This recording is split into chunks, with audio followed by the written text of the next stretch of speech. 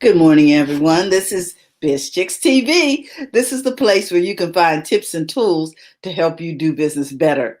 We're here to help you run a profitable business that's fun to run and to take the hassle out of your hustle.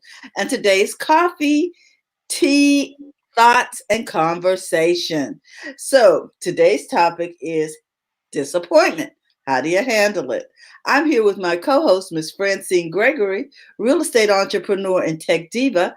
I'm Terralina from California Cover Ups, and our guest today is Miss Karen Fern, all the way from Toronto, Canada, and we're the Biz Chicks. So sit back, relax, let's have some conversation today. Oh Hi, yeah. everyone. Good morning, everybody. Good morning. Good morning, everybody. Now, every morning we have a mastermind call. That we have a call and we have a topic of conversation. I was going to head down a totally different road with the Mhm. conversation, and right before 6 a.m., I got a question that came. How do you handle disappointment? Mhm. Okay. What do you do when things don't go your way? Hello.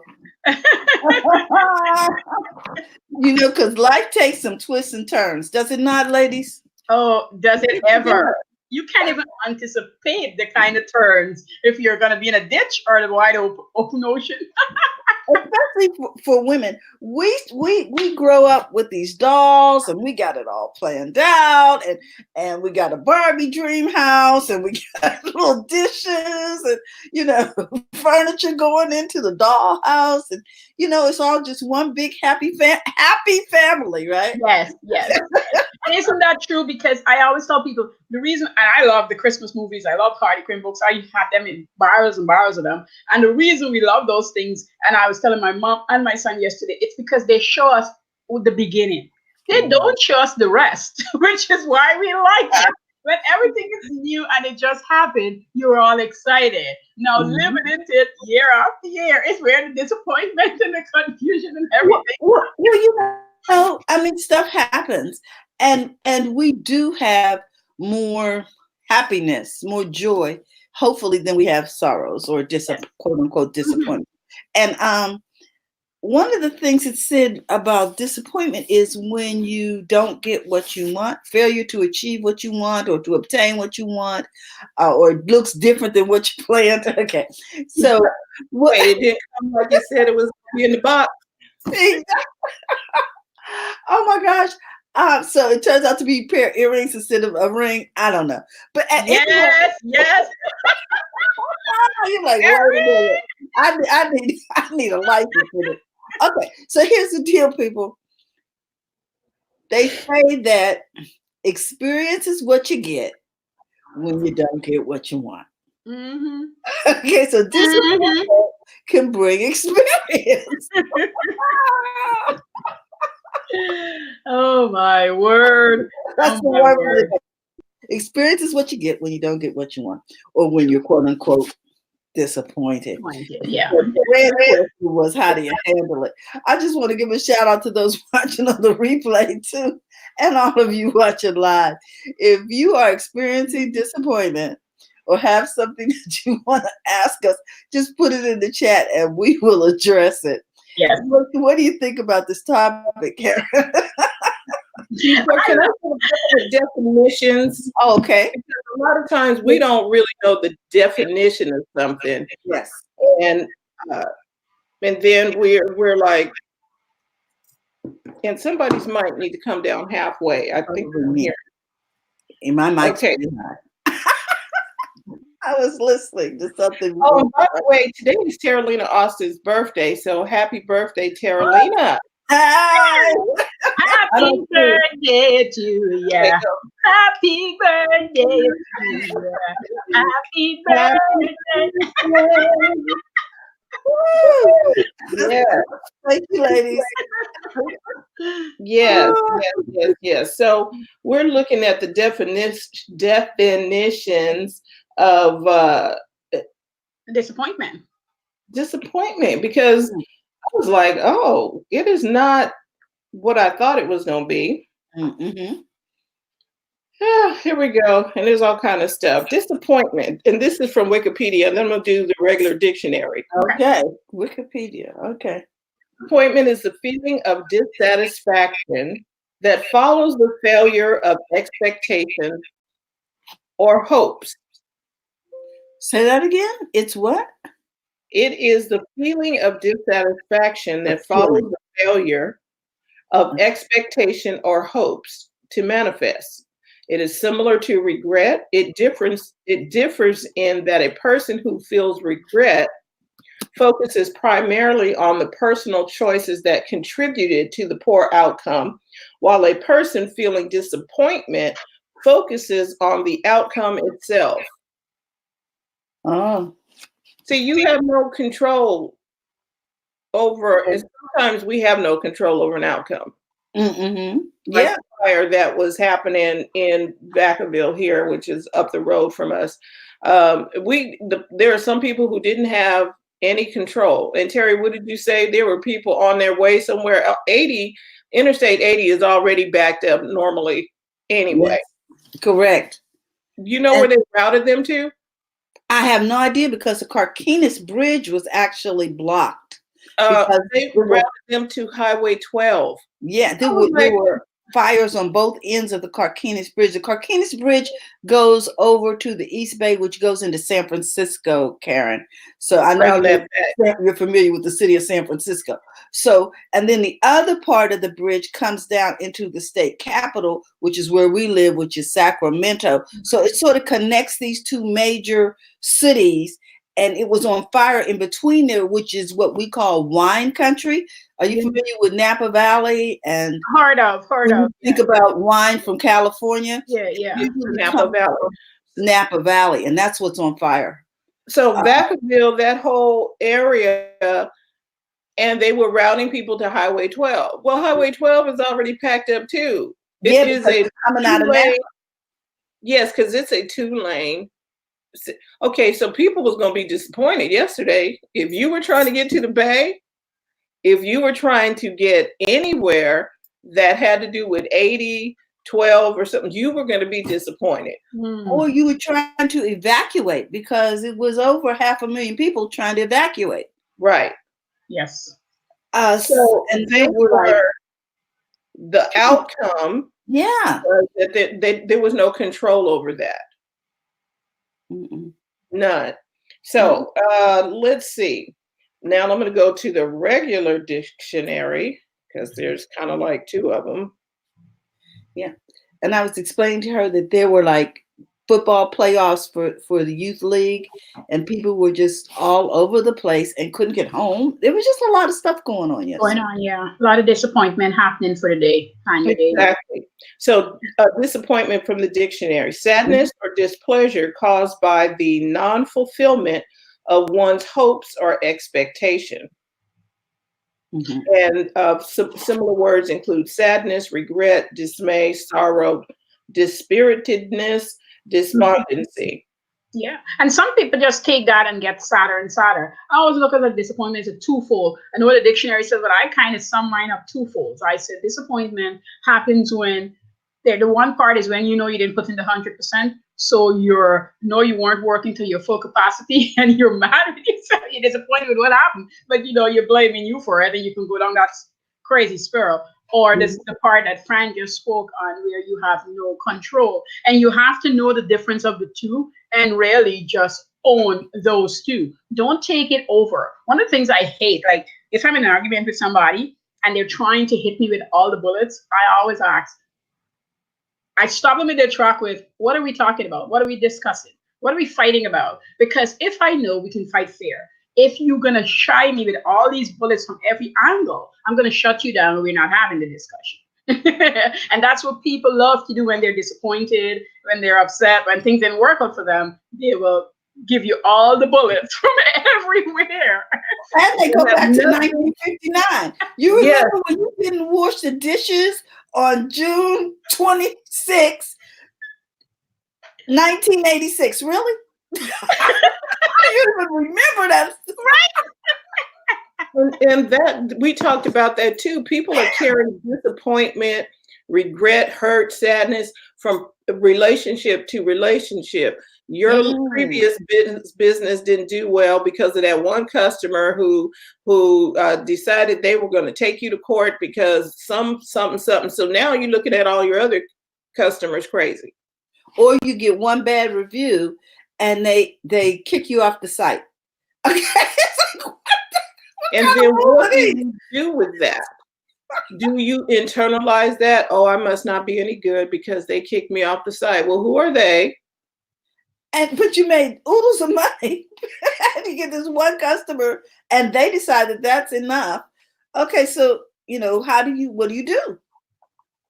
You really truly, and people need to really understand this, that when this stuff is happening, you're in the middle of the mess. It's a twofold. Some people say, well, look what happened to that person, but they're going on with their lives and they don't care. They care, but they can't pause and just be focused on that. So to you, it looked like they're going on with their life, but probably internally, they are suffering and working through the processes to get to the other side, but they have to show up. It's like nobody knows what you ladies go through on a daily basis. You could be in chronic pain, but you're showing up every day.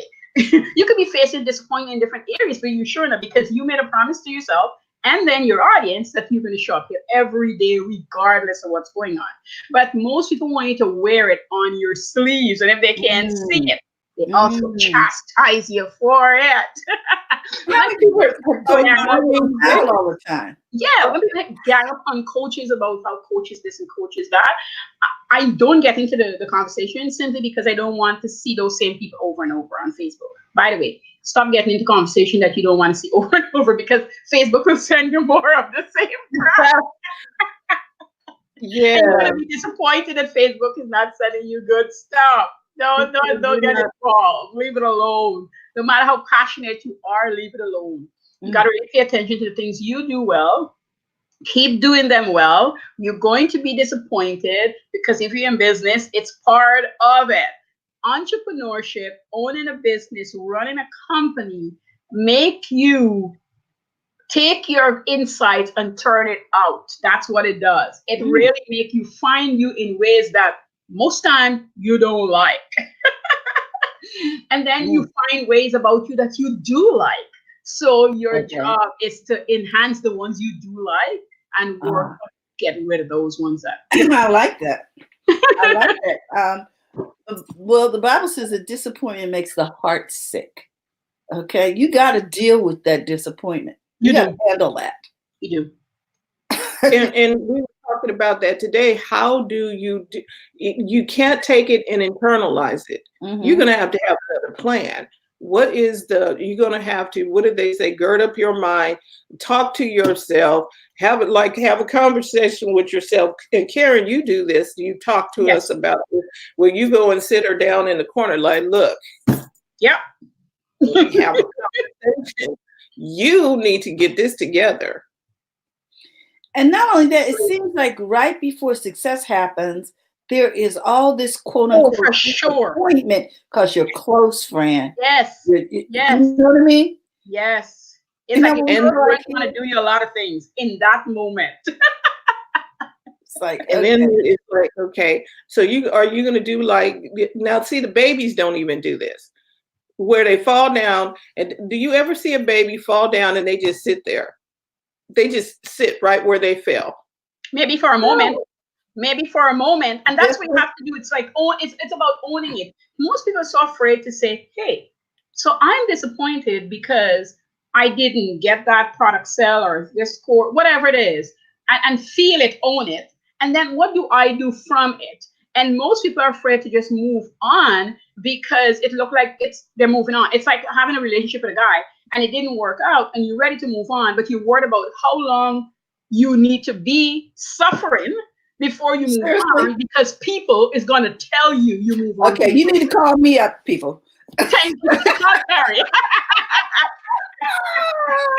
But so many women, I'm going to say, get chastised because they have moved on.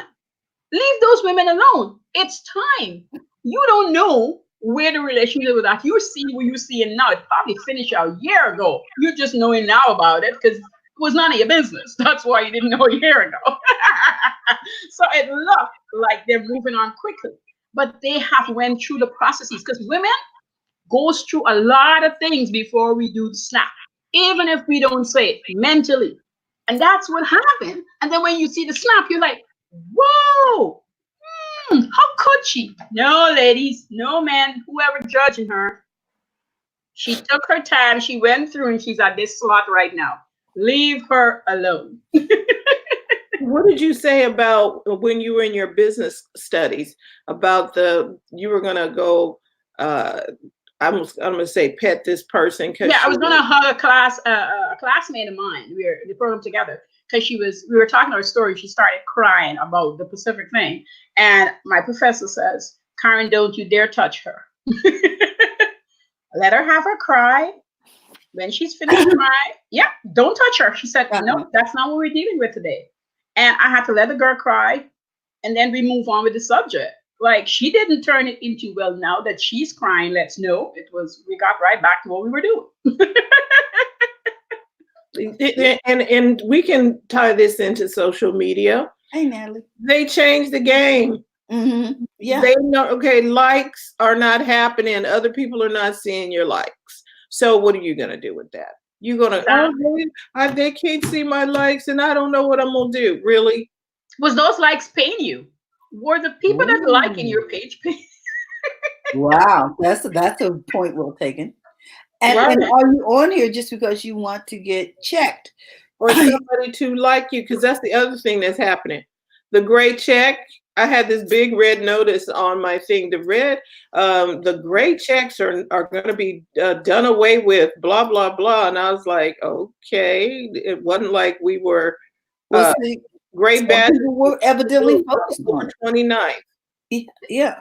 Some people must have been focused on it. Because people focus on the things that they know in their hearts of hearts, and this is the part people don't like. My kids used to like when they say, you're focusing on things that is not going to really get you where you want to be, but you're lying to yourself at this moment in time about it. Because my daughter and her teacher at the time, I was so mad with them because she said, my daughter was very social. And I said to the teacher, she's way too social in the class. She says, well, social, you're discounting social. I said, listen, lady, I'm a social butterfly, so don't tell me I'm discounting it. But what I'm telling you, while she's being social, Mary Jane and Papa over here is getting the work done. So she's going to get her work done. Don't encourage her to socialness. And I said to her, when you finish high school, you're not even going to remember some of those people, maybe two of them. Thank you. Two of them. Please. Social, if I get called in here about you sociality again, it's not going to end nice. So social media is the same thing. You can be as popular as ever. If you're being popular just for the sake of popularity, get out of that in your head. We're here for business. I don't care who said, we just need to socialize to get business. I'm not knocking that, but that can't be the only way you're going to get business. You're going to be in a lot of trouble. Don't worry, that take. Who cares? And Natalie says, great point. Likes are free and don't matter. Don't matter. Don't matter. It's who's coming to buy from you, who's having a conversation. Even the people who's having the negative conversation. Like somebody took time to inbox me and said, if your copy didn't have God in it, then I would have bought your program. And I sat with it and I listened to it and I thank her. I'm not taking God out of whatever I said. I saw that over on something I was watching too. The lady she put something about prayer in Nextdoor, in the little neighborhood thing where you can get notifications. And so she put a prayer in there and it was a very nice prayer. We had a whole lot of people commented and say, thank you so much for this. And I really appreciate it. We got one person who's like, we shouldn't have this as religious, da-da-da-da-da. And somebody said, well, you can skip past these, right? You don't have to stop here. No, and have comments. And then she's going back and forth. And the other person said, well, you're still commenting. So what is the problem? Move on. Move on. You don't have to buy from me because you're not my ideal client. And you can't be in the conversation with the women I'm going to help. So why are you even taking time to send me a personal message? and why would they attempt to change your we got an echo program? I don't know why people come on board to someone else's ship and try to steer it. I Thank don't you, know Terry. why they do that. They Or do it why because they think they have the right to do it. yes, they think they have the right to do it. They obviously is escaping what they're supposed to be doing, what they should be doing. So this is their escape route. Oh, I see. Because to face their own thing, it's too much. So they're escaping. Yesterday, I was telling a friend of mine, I said, one of the big things in this world, in this life, personal or business, that disappoint us is when we lie to ourselves. The lies that we tell ourselves. If I'm on Facebook all day and I took the day off and I want to scroll, fine. But if I'm supposed to be creating and I'm on Facebook, that's the reason I have an accountability chart for myself. So I get to say, Karen, girl, you lie all day Monday, didn't you? I literally, like, I caught you and you're trying to get out of it. You're talking yourself out of it. We're having this conversation. And I literally write this to myself because, I journal. I'm like, girl, stop it. If you needed a day off, you could have just taken it because you're the boss. We do things like that. You said that we are telling lies to ourselves when we cause some disappointment. We contributed to it. Not doing. You have these things written on your board to do, and Karen does. Karen has her whole week lined out, where she's going to be. Everything is all written out and planned. Karen sticks to her plan. And if she didn't stick to her plan, she would own up to that. There are many more people who have plans, but they never stick to them. And then when they don't get to the end of the road and the road don't look like, where am I? This is not where I wanted to be. Because you didn't follow the map. True story. And you feel disappointed, and you're really feeling disappointed with yourself because you could have, you had the time to do it, to create, to reach out, to talk to people, but you didn't do it. And I know part of it is fear that's holding you back, but the only way you get over fear is by actually doing the very thing that you are fearful of doing. You ladies here had kids like I, and if you had a child, you know the fear of labor. You are going to do it. The child is going to be born. When I happen, like, oh, I just want to stop this process right now. I just want to stop right here. I'm sorry. That ship has sailed. He or she is coming. God. And that's why when people say you're bought any whatever product or service you're doing, they really want to get explicit, but that's what they're really saying to you. This is happening. This is happening. And if you come and stand in front of it, and if you say to the doctor, push her or him back in, you're going to die. Okay? So you don't want to die. You really have to think about your business this way. You're going to die. I know I'm being really clear here on it, but you are going to die. I think we have some ladies in the audience probably going, I see Brenda and Natalie have some comments over there. Well, see, this is a good point, because the title of the conversation today is Stuck in Disappointment. If you stay stuck in the disappointment, you will die.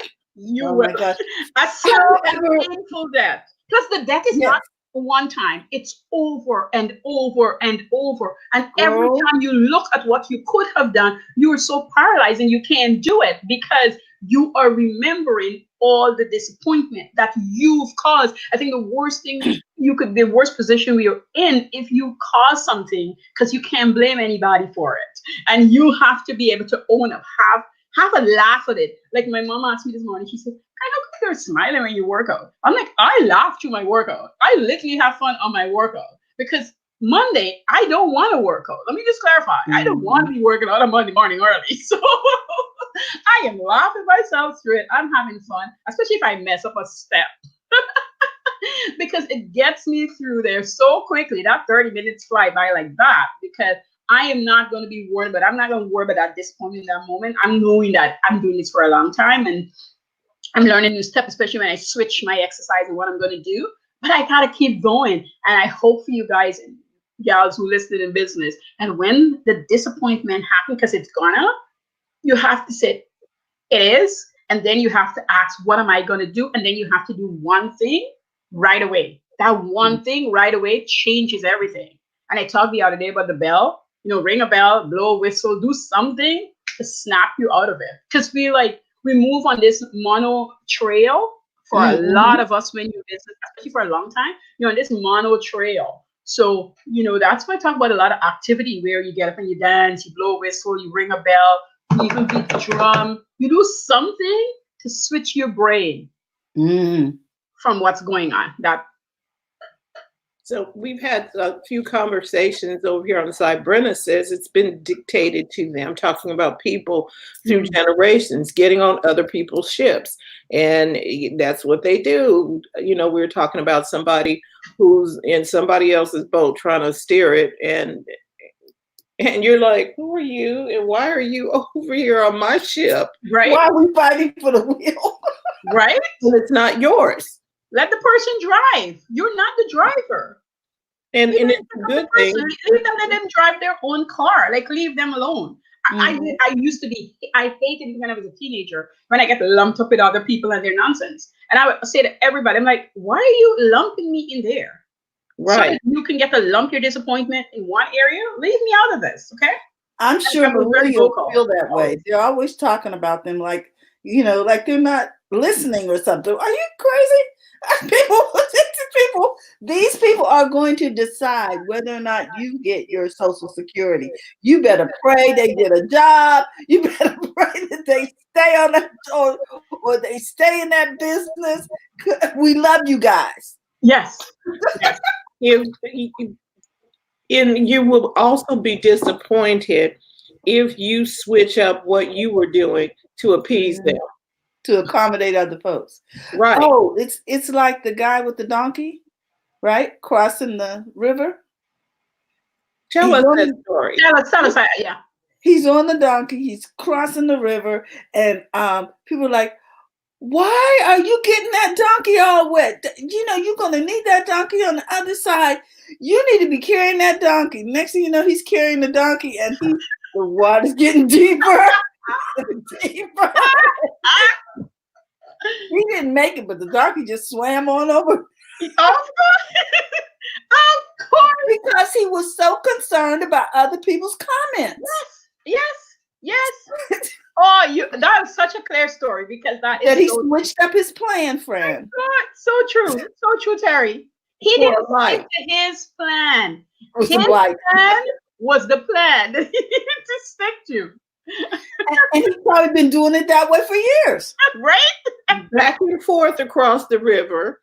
The donkey was cool. The donkey still went on. He knew the routine. He knew he was supposed to carry the weight. Yep. And it was going to happen, because that's what happened. You got to stick to your lane, even when you see tweaking is fine, whatever you're doing.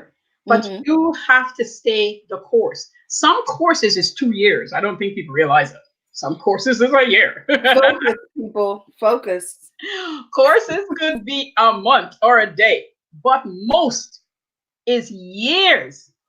What is that little tree that takes 15 years? The bamboo tree. Thank you. Yeah, the bamboo tree. And you're watering the tree and you can't see anything, and then it's totally spring up. The people that is springing up, I keep saying online, is the people who've been at it for years. You just now seeing them. They're coming, they understand how to sell, they understand how to market. It just seems different, so they're a little confused or baffled. But once they understand it's the same thing, then they fire away and they tell you how you can do this thing so quickly. But they've been doing it for years. They have been disappointed, let down, walked through the fire, and now that the clouds have parted, that's when you saw them. Yeah. Just saying. That's when you saw them. They probably had bankruptcy, they had consumer proposal, they had things happen to them, and now you're seeing the clearance. And the other, for the flip side, for the people who are in there right now going through, don't take your eyes off the prize, because the minute you take it off the prize, the minute you wink, the minute you wink, because you it's like, oh my goodness, the donkey. You wink, you pick up the donkey instead of letting the donkey walk through the water. Just saying. Everybody's got some kind of comment all of a sudden. Brenda says, stick to the plan. pivot for changes, and perhaps new opportunities. I like it. And I love it, Brenna. it's the mindset, because when the disappointment comes, the definition we read had a bunch of feelings associated with it. You change feelings when you change your mind. You do. You do, Fran. You're saying it right there. That's why every program I teach always asks people, who's going to be there for you? How are you feeling when you do a certain thing? If you don't acknowledge that you're feeling a certain way when you're doing a certain thing, you keep doing that same thing, getting the same feeling, and getting really disappointed and upset with yourself because you don't know, you don't realize that it's that feeling. So if you could feel differently about it, if somebody told me this morning that somebody said to them, you know, whatever job they were doing, they said to them, that's what you're doing, and the person is feeling bad about it. I said, look at it this way. The person's trying to explain to you that you can do something better. So look at it at the positive end versus the way that they're saying it to you. And say to that person, oh, thank you for seeing me in a better light. Even if it was meant that way. Right. Your feelings will change how you take it. You just flip it on them. And they're now gone away puzzled that what they meant for you that way, you're not taking it as a disappointment in yourself. Because if you do, you're not showing up for work really happy anymore. You're thinking you're not supposed to be there. You're disappointed with yourself that you could have done better. When really and truly, you probably could. It probably will eventually happen. But this part of this journey is for you to figure that out. Right. That's all that is. You know, right. When people say mindset has nothing to do with things, it starts there and then it uproots your feeling. It upsets your how you're feeling. You cannot sell $1 million anything if you're feeling like crap. And don't tell me that I wouldn't part of it. No, you're not gonna do it. Well, take it. You know, with the mention of trying to sell something for $1 million, it's going to be difficult for you to sell something at $1 million when in your mind you keep saying, I wouldn't pay that. I wouldn't pay that. I wouldn't pay that. Then you're not going to be able to charge that. Or you're thinking, I don't want to pay taxes on that. You know, what all them rich people, all they think about is money. You know, something's going on in your mind that you can't even receive it. Yes. And you're disappointed when you don't get 6 figures. Yes. Yeah. Your attitude change. I remember when I had my second job here in Canada, and everybody was excited about working for the holidays or working their sick days. And my supervisor came over to me. I said, don't even think about it. I'm not working any sick days and I'm not working any holidays. Let's just clarify. She goes, but you're going to get, I go, yep. And I'm going to pay back half of that in tax. I don't mind paying taxes, but I'm not working to pay half of it in tax. I'll go lie in my bed. I wasn't doing anything particular, but I didn't care. It's just about, you know, what you value. If you want the extra time, fine. If you don't, fine. But there is a cost. And I have to explain to people, if you work that extra time, you're really going to lose the majority of it in taxes, you know, because it's going to throw you into another bracket. Yes.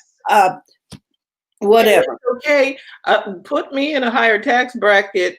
I'm not talking about for the work necessarily employment wise, but if for the $1 million more money is going to cost me to pay tax, okay, fine.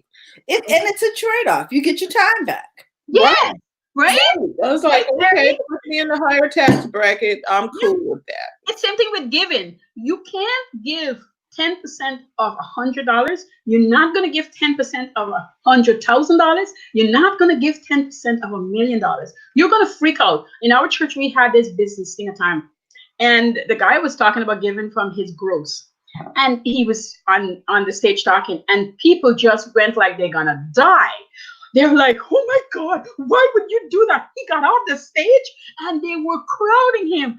I mean, hold on. You want to tell me? Me and him, I went forward. I'm like, just go to the washroom.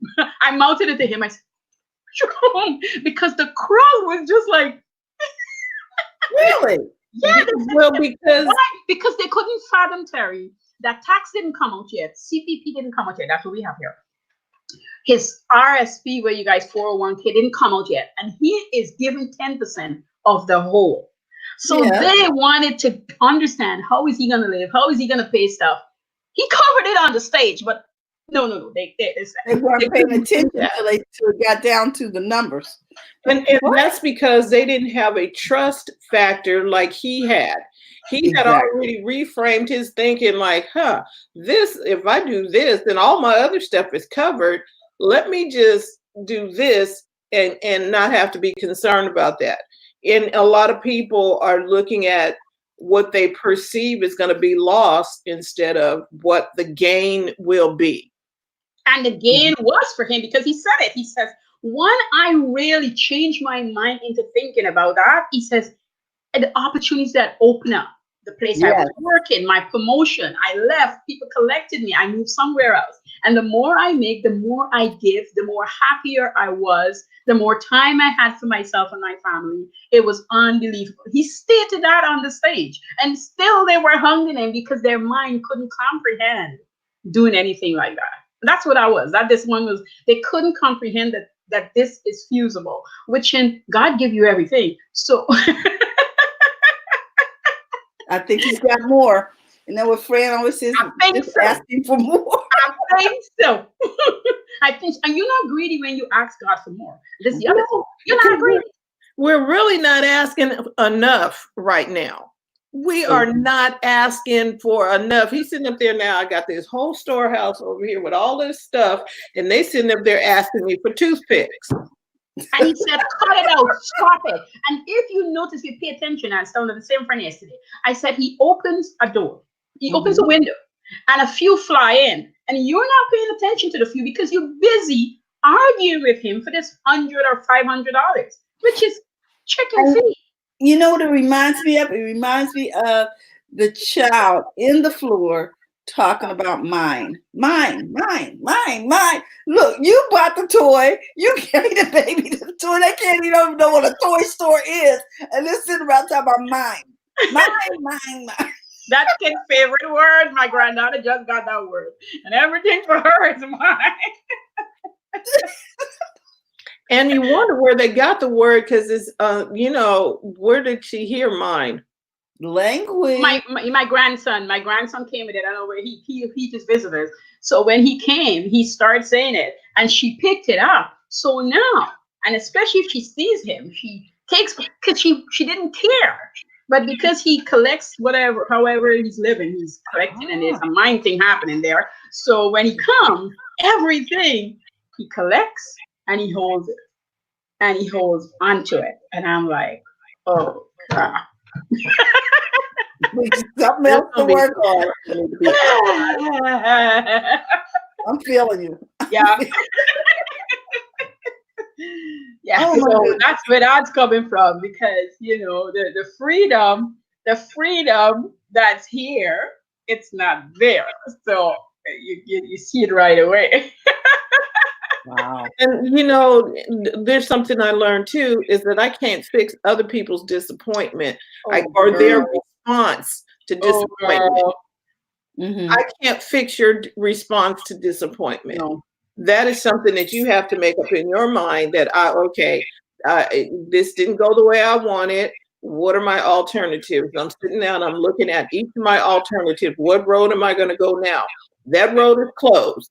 Which one of these other routes am I taking? Something that helped me reroute, Fran, was when I put things in perspective compared to what? When I was sitting there and, life takes turns, and there was some major loss. But then I said, wait a minute. Compared to what? Compared to 18 kids in slavery? Maybe you better dust this off and get to getting.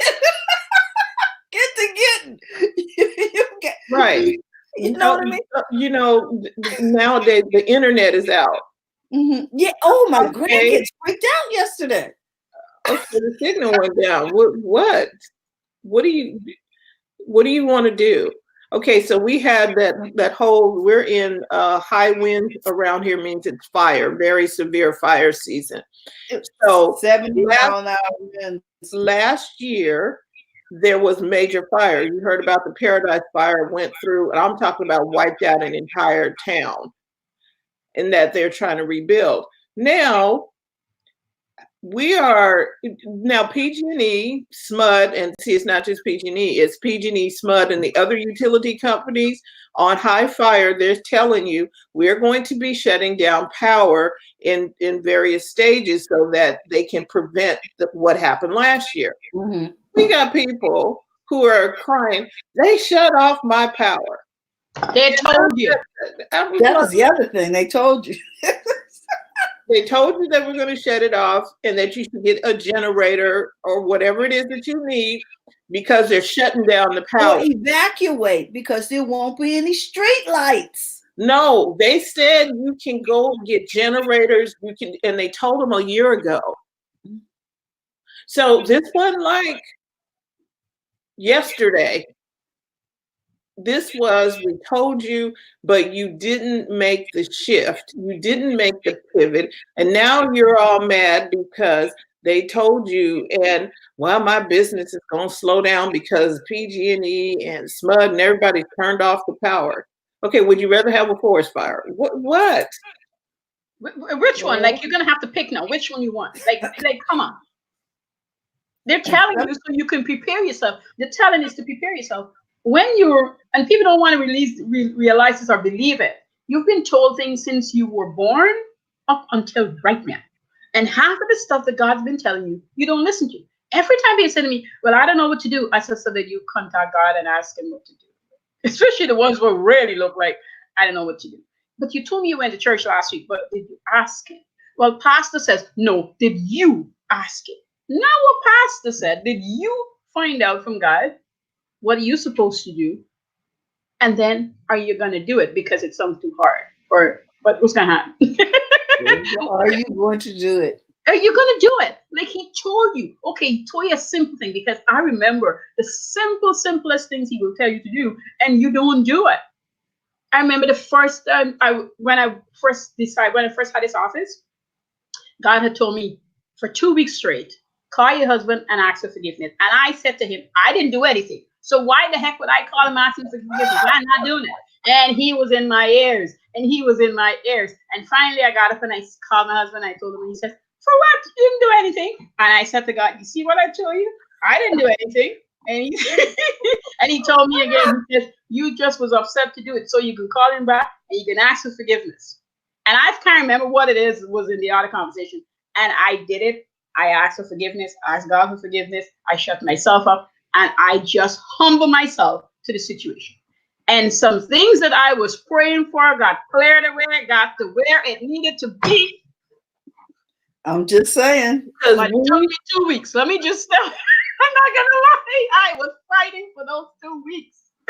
And we are blocking stuff. We putting up the roadblocks ourselves. Okay. We creating situation for disappointment. Yeah. Because we wouldn't pivot. Yeah. Because when we pivot to, Fran, it's going to be a little hard initially. When you pivot, It's going to be a little hard. And every fiber inside your brain is saying to you, you can't do it. You could, but it tells you you can't do it.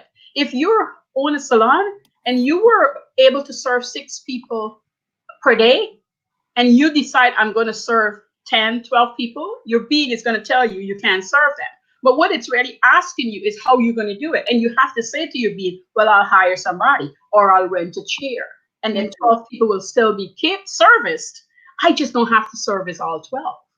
I just need to service the same 6, but hire somebody for the other 6. And then when you want to pivot again, you ask the question and you'll get those 12 people. The problem is you can't be greedy and hungry and just want to serve all 12 people. You got to find out that you need an assistant to help you. And if you can't find somebody right away, you get to the schools, you inquire who's shortly going to be graduating and who you're willing to have come in and work under you. You're going to have to spend a little extra time. Your brain is telling you all these things, but it's just stopping you in the process because those are the things that is the feeling. But you can't identify the feeling yet. You can't put a name on the feeling yet. But it's happening inside of you. And so your salon start going haywire because you're worried about that feeling and you don't know what it is yet, but you don't have 5 clients anymore. You got 6 because one was leaving you anyhow, but you didn't know.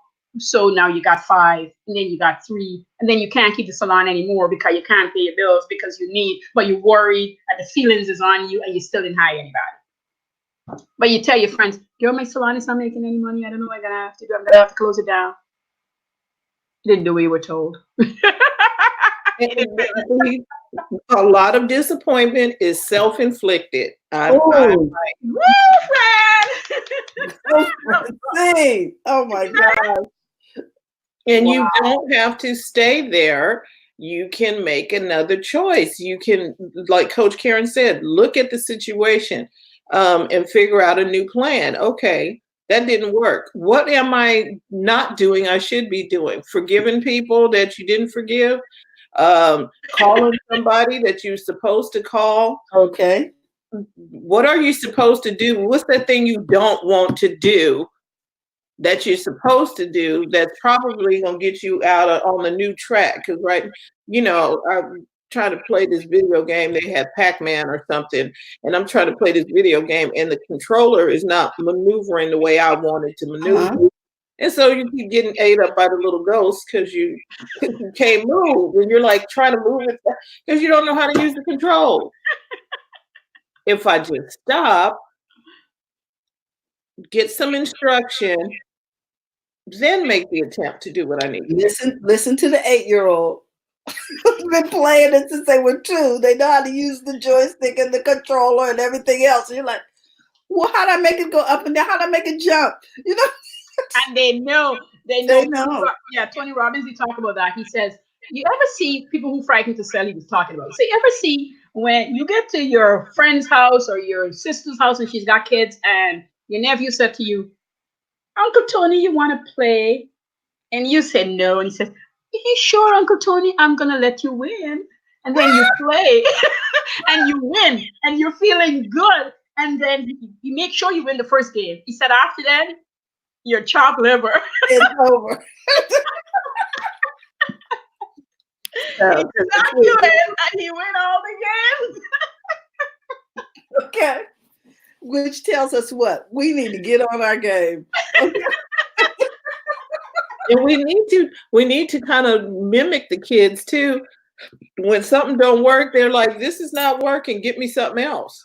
Exactly. You never let go of your child inside. I tell people that all the time. I got accused of being a child. You stay right there. That child in you really enjoys. And get off on her stuff. Because when you start thinking like a child, Fran, you're on point. When you start thinking like a child, nothing is impossible anymore. When you love your child creativity, you pick up a paintbrush, and if you can't paint, just allow the paint to talk with you. Just get scrap and just paint and just paint. I tell you, there's something about painting just like writing. If you get paint and you start painting, with all those swords and all those stuff, you ever see a painting and you can find a face within the painting that is not painted there? Mm-hmm. That's what creativity does to you. It really makes you see things in a different light. Mm. Paint people. I'm telling you, you've been to those paint parties. Have you ever been to a paint party? I was just invited to one. You what? I was just invited to one. One of our clients sent me a text to go to a paint, and she's a psychologist or something, and she invited us to a paint party. Paint therapy, probably. And I was like, they have these paint parties. Just like, remember they used to have the pottery parties, and you'd go and you paint the pottery, etc. Well, they have these paint parties. Well, the harvest festival that they had at the school, my granddaughter is in kindergarten, and her kindergarten teacher set up a table for a paint party for the kids. I'm like, so my granddaughter is in there painting, and the lady's giving the instructions, and then everybody's paint. I said, shut up. What? Look at this. I got this masterpiece on my mantelpiece. It came out really nice. But the thing that really got me was, okay, they're 5 years old, right? Right. The parents were all in the mix. And then you take it like this, and they got to demonstrate. The woman just demonstrated, because I'm sitting back. I'm like, go for it, granddaughter. Yes, right? Grammy's just here because mom had to go to work. And then But I noticed that the parents were actually painting for the kids. I'm like, this is not healthy. No, this is for them. The kids couldn't even see the instructor because the parents were leaning over all the kids, blocking the. I mean, these and are trying to make them stay inside the line. And you know what? No. It was fantastic. I mean, everybody got their stuff done, and it was. I was impressed by the process. Yes. We all need to go out and play.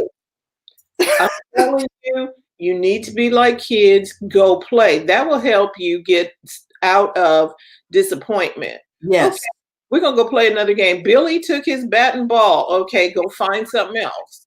There you go. Play another game. And you see the kid when you see kids playing, there's always these kids who play and would cry when something got taken away. Those are the adults crying right now.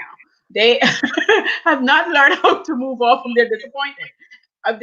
And then there's the other kid who would play, and you take away the same thing, and they find something new to do. And they find something new to do. And they find something new to do. You can't get to them because they're not taking you on. But the people who are disappointed were those same kids who cried when the bat got taken away. And Brenna says that she loves being creative. It puts her in another level and allows her to reflect. Yes, Brenna. Isn't that nice? Yes. Right, because, okay, so they took away that toy. I can get creative with a box. Yes. Have you seen little kids play with a box? Usually on Christmas Day after you have spent a bunch of money. And they over in the box. And you're like, really? Yep. Yeah. People will believe it. But my last kid, more creativity. Yes. And use their mind and imagine. Yes. It just spread it. My last kid, especially him, I think I bought him 3 toys in his whole childhood thing. Because if I'm in the kitchen, he's in there with me playing. When we're daycare, I don't know daycare, so I give that out that he had toys there. But at home, I started realizing the amount of toys that I had bought, I just ended up giving them away because there is no way that they're touching. And so when he came along, he got the least amount of toys because I knew he wasn't going to play with half of them. It's only when people come over to visit, that's when most got played with because those kids are seeing fresh toys. And it's more interactive toys. So the educational parts he got. But Joyce for toys' sake, a cartoon, but even my granddaughter, she got tons of toy because everybody's fussy and blah, blah, blah. That's a whole nother story. But I personally, I think I bought a 1 toy each year. I tell you, the best investment for me was the iPad. It's like everything else is laying around. They are on that iPad. When they come in the door, the first thing they look at is my iPad charged. I'm like, you're 4. What are you talking about? Listen, darling, I've got things to do on my iPad, Grandma. And because you can draw, you can make games and do finger painting and all kind of stuff. Yeah. You don't have to be stuck in disappointment. No, you don't have to be stuck. Imagine if you're getting up in the morning and you were to get your play on first thing, especially if you're a procrastinator. I like that. Play on. Good. You can play on. You're happy. Now you can go creative. Well, Brenna has a comment here. Yeah, put it up. Okay, I'm going to show this. It says, I love being creative. It puts me in another level and allows me to reflect because it rests the brain. You know what I mean? It does. And joy gets a chance to enter. Yes, Terry. Yes. So here's a concept I just heard from Coach Karen. Play first. I like it. Go outside for recess first. Get all the wiggles out. Yep. Right. And then you can settle into your routine or whatever. Yes. Maybe that's why exercise, doing your exercise first thing in the morning and you're just 1 and 2 or whatever, going outside, playing, do something, get all of that out. I think that works because in kindergarten, when you had daycare, so when the kids come in, they were playing with the toys, playing with the blocks and stuff. Then they went into study time, right? Yes, yes. And kids, I am a kid at heart. That's like a given. I mean, that's a gift for me. I know it's a gift because I know a lot of people don't really have that at their first thing. So when my grandkids are here, like they leave their parents. Their parents don't really matter because they know I play. We play, hide and seek. We run around the house like lunatics up and down the stairs. I play with them, like I physically play with them. We do a lot of play, big band, drum, and whistle and all kinds of silly things. Because I at heart like it, and I realize it's a gift because not everybody do like play. I will say this too: not everybody like play. Because there's kids who went to school and just never played because they thought they didn't fit in. It's not because they didn't like it, but they think they didn't fit in. Something that was said to them, passing, it's there in the subconscious, and it's not allowing them to be free enough to play because play is freedom. Play allows you to not care how something turned out. And if you weren't allowed that freedom, or you're naturally not a person who is feeling free, because people think freedom is money and from not doing things. Freedom is feeling free in yourself, mind, body, and soul. And some people don't have the gift of freedom. And so it's something they have to cultivate and they have to play into. They have to be, trained. The mind have to retrain itself. I can literally go to work and just dance for 30 minutes and it'll be okay. Or I can go to work and paint for 30 minutes. I know most workplaces wouldn't allow you to do that. But if you're in business, you could do it. Well, why does Google have all of that play stuff in their situation? Because Google is smart. Because they want you to stay on campus. Yes. Well, but they give you things to do to play, like pinball games and stuff, so that you can clear your mind, and then you can come back in and come in with solutions because you cleared your mind. Yes. Yes. But people like to make you think that play is wasted time too, and it's really hard when you think that it's wasted time. My sister used to be an art therapist, and so she went to the hospital and different places where people were sad or had bad things happen to them, and she helped them through art. And so it was not about what they can paint or draw. It really was about getting their emotions out on paper or canvas and letting that tell the story, especially the ones that couldn't verbalize it, not because they can't talk, but some people's situation is so bad that they can't verbalize it. They're just stuck in that. And the painting would help them to eventually communicate with her and talk to her. But it really used to start with the paint. Sometimes it's finger paint, sometimes it's a brush. And she would let them pick what it need to be for the day. That's what she told me. And then once they get into what it was, she wouldn't have to say anything. The conversation would just start, and she would just be listening. Right. Wow. It was amazing. I thought that journey was amazing that she was on. I wish she'd get back into it, but And Bruna is saying, I'm tactile. Getting dirty is more rewarding for her. And that's true. There's a lot of people who have gardens and things where they just want to go out in the garden and dig and just have fun playing in the dirt. It's still playing. Exactly. And you just have to define what play is for you, and then you go and you do it because you feel it. You feel the feeling that you get. Let's talk just a minute about feelings. Everybody work off of their feelings, whether they understand it or not. And it doesn't have to be the feeling you might think it should be, but every single one on this earth works off of how they are feeling. It dictates their mood. It dictates what they do. Even when you're feeling happy, but it's something sad inside of you, for the people who know you, will still say to you, what's up? What's going on? Because they feel it. They feel it from you. The energy shifts and they feel it from you. So everything we do boasts off of your feeling. You can change your feeling by changing your mind. Ooh, I like that.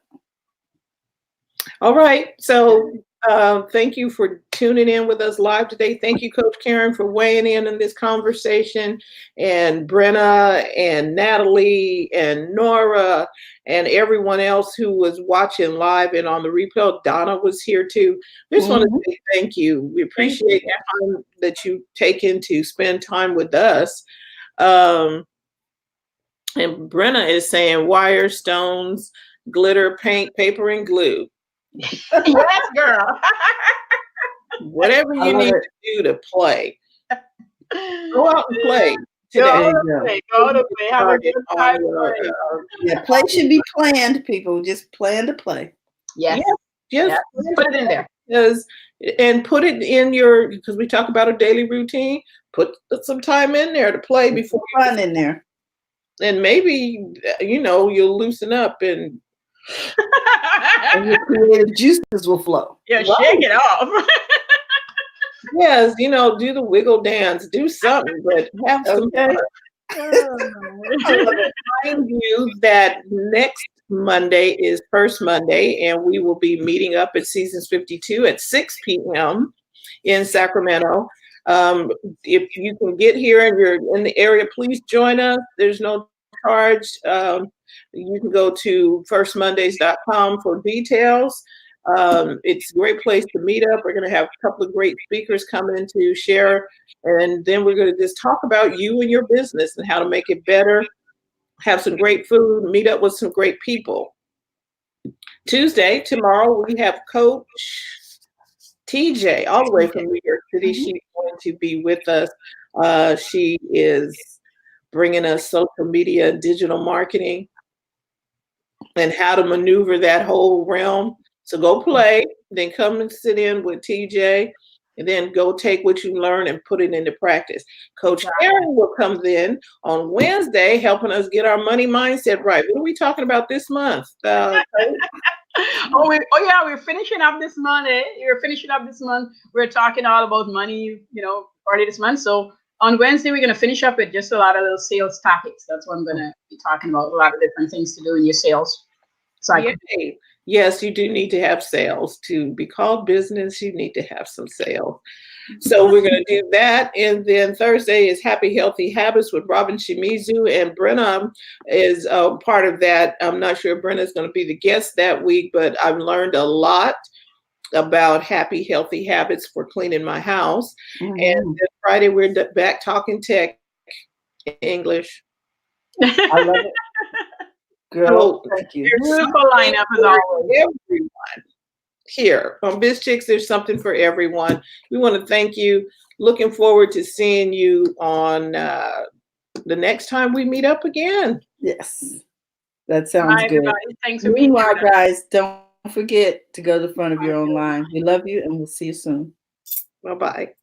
Bye-bye.